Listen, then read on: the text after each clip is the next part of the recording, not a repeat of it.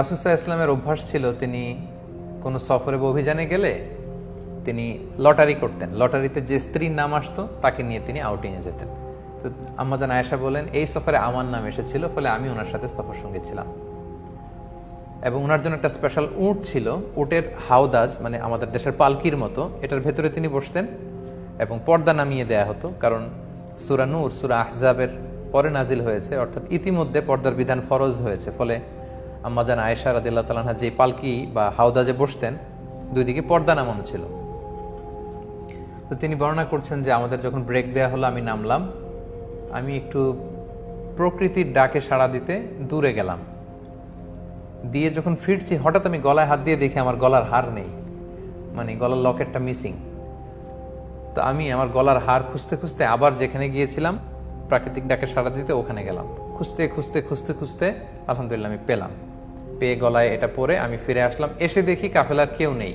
এখানে ঘটনা যেটা ঘটেছে, আম্মা জান আয়েশা তখন খুবই মানে পাতলা গড়নের একজন নারী ছিলেন, হালকা পাতলা। ফলে উনি পালকিতে উঠলেও যে ওজন, না উঠলেও খুব বেশি পার্থক্য হতো না। ফলে পালকির যেহেতু পর্দা নামানো ছিল, যে সাহাবারা এই পালকি বা হাওদাজ ওটের উপরে রাখবে, তারা ভাবছে ভিতরে হয়তো আম্মা জান আয়েশা বসে আছেন। সুবহানাল্লাহ। তারা এই পালকি বা হাওদাজ নিয়ে ওটের উপর বেঁধে দিয়েছে, পুরো কাফেলা রওনা হয়েছে মদিনার দিকে। এখন আম্মা জান আয়েশা রাদিয়াল্লাহু তাআলা আনহা তিনি এসে দেখে, ইন্না লিল্লাহি, এখানে তো কেউ নাই, সবাই তো চলে গেছে। তো আম্মা জান আয়েশা খুবই বুদ্ধিমতী এবং সাহসী নারী ছিলেন। তিনি ভাবলেন যে আমাকে না পেয়ে রাসূল সাল্লাল্লাহু আলাইহি ওয়াসাল্লাম ঠিকই লোক পাঠাবেন নেয়ার জন্য, এক কাজ করি, আমি চাদর মুড়ি দিয়ে শুয়ে থাকি। যে চিন্তা সেই কাজ। আম্মা জান আয়েশা রাদিয়াল্লাহু তাআলা আনহা তিনি চাদর গায়ে দিয়ে শুয়ে পড়লেন। আর রাসূল সাল্লাল্লাহু আলাইহি ওয়াসাল্লাম একজন সাহাবাকে অ্যাসাইন করেছিলেন, তার নাম হচ্ছে সফওয়ান ইবনু মুআত্তাল রাদিয়াল্লাহু তাআলা আনহু। ওনাকে রাসূল সাল্লাল্লাহু আলাইহি ওয়াসাল্লাম দায়িত্ব দিয়েছিলেন যে কাফেলা যখন ছুটবে তখন তুমি যে দেখবে যে ওই জায়গায় কারো কোনো জরুরি জিনিসপত্র হারিয়ে গেল কিনা, কেউ রয়ে গেল কিনা।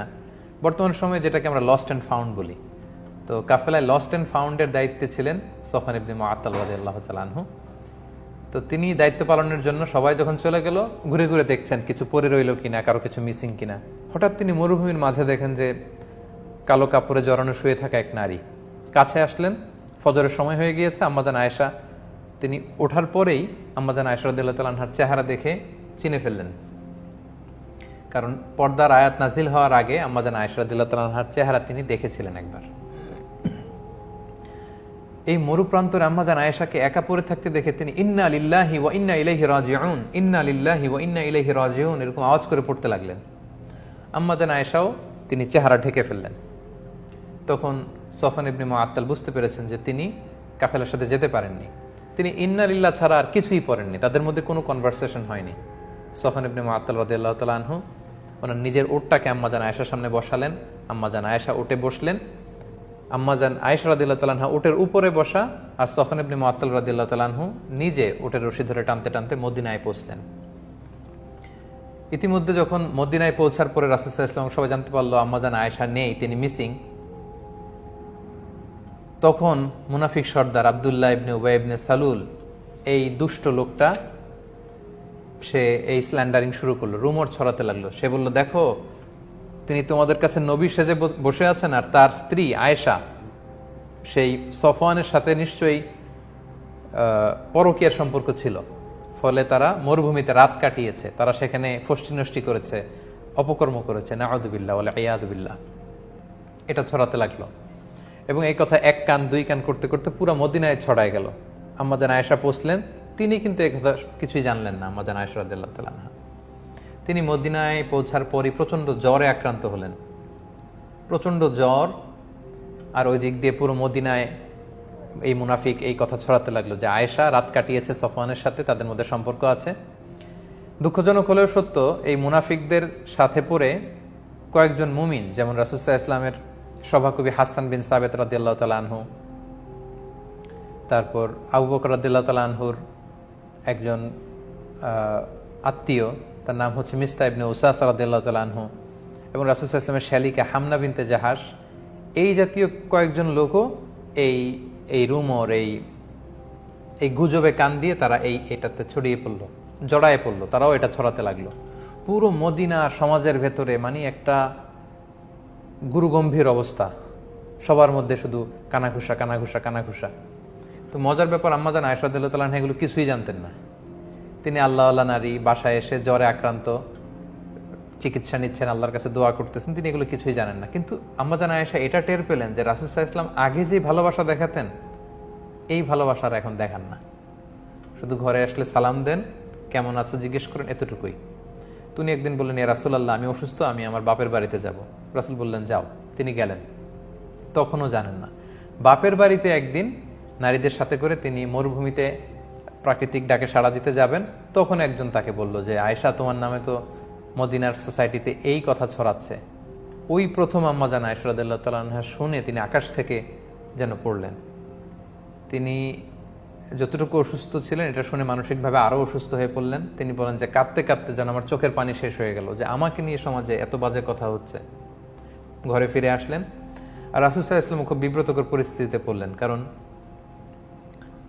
ওনার স্ত্রী, উনি একজন নবীর স্ত্রীর ব্যাপারে, আমাদের আম্মাজান আয়েশা রাদিয়াল্লাহু তাআলা আনহার ব্যাপারে এমন কথা ছড়াচ্ছে, আর আল্লাহ তাআলাও কিছু জানাচ্ছেন না। রাসূল সাল্লাল্লাহু আলাইহি ওয়াসাল্লাম জনে জন জিজ্ঞেস করলেন যে আলী, তুমি কি মনে করো, আয়েশা কি এটা করবে? আলী রাদিয়াল্লাহু বলেন, আমি তো ওনাকে ভালোই জানি, তবে এত চিন্তিত হওয়ার কারণ নেই রাসূলুল্লাহ, প্রয়োজনে আপনি আরেকটা বিয়ে করবেন। আয়েশা রাদিয়াল্লাহু তাআলা আনহার দাসীকে জিজ্ঞেস করলেন, তুমি আয়েশাকে কেমন দেখেছো, সে কি এই কাজ করবে?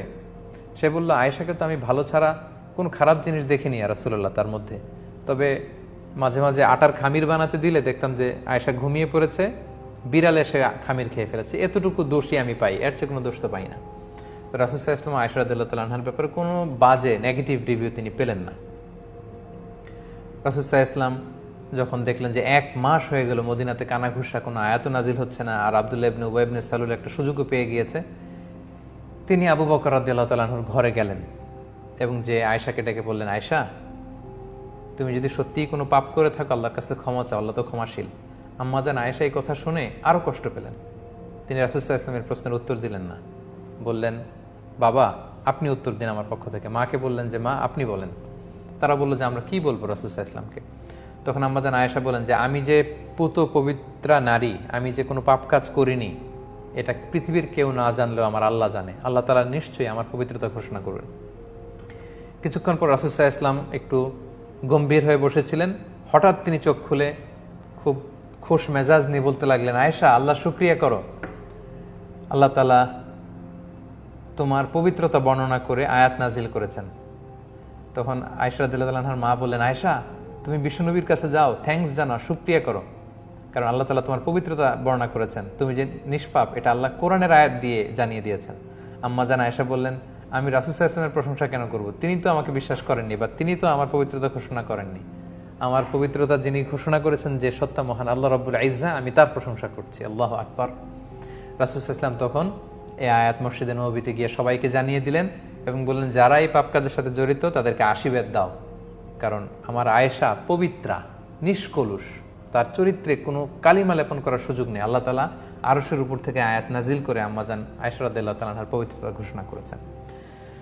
তো যেহেতু যারা যারা জড়িয়ে পড়েছিল তাদেরকে আশীর্বাদ দেয়া হলো। সম্মানিত সুধী, এই ছিল পুরো ঘটনা। এই ঘটনাটাকেই আল্লাহ তাআলা সূরাতুন নূরের 11 নম্বর আয়াত থেকে 26 নম্বর আয়াত পর্যন্ত তিনি বলেছেন। আমরা এটা কন্টিনিউ করব এবং এই ঘটনাটার প্রসঙ্গে যে আয়াতগুলো এসেছে এগুলো বলে আজকের লাইট আপন লাইট সিরিজের প্রথম পর্ব আমরা শেষ করবো ইনশাআল্লাহ।